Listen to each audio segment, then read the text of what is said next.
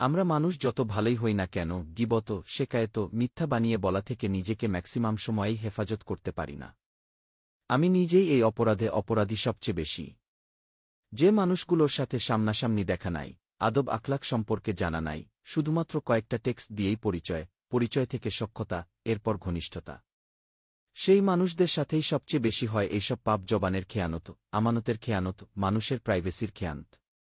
Social মিডিয়ার ফিতনা থেকে নিজেকে হেফাজত করে চলাটা খুব বেশি জরুরি। এখানে আপনি আসবেন নিজের দরকারে, অপরের দুইটা উপকার করতে, ব্যাস এইটুকুই।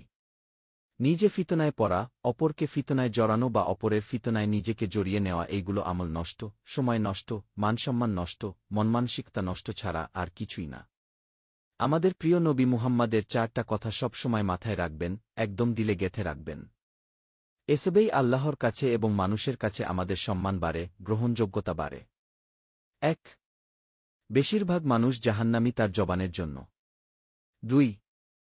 যে নিজের জবানের হেফাজত করবে তার দায়িত্ব রাসূলুল্লাহ নিবেন। 3. যে অন্যের বিষয়ে আগ্রহী হয় না তাকে আল্লাহ ও মানুষজন পছন্দ করেন। 4.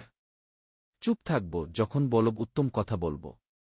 নিজের আমল নিয়ে চিন্তিত থাকেন সব সময়।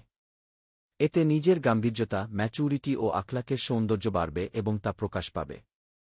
তাই চলুন আমরা নিজেদের জবানকে হেফাজত করি, সোশ্যাল মিডিয়াকে ফিতনা নয় বরং উপকারের জায়গা বানাই।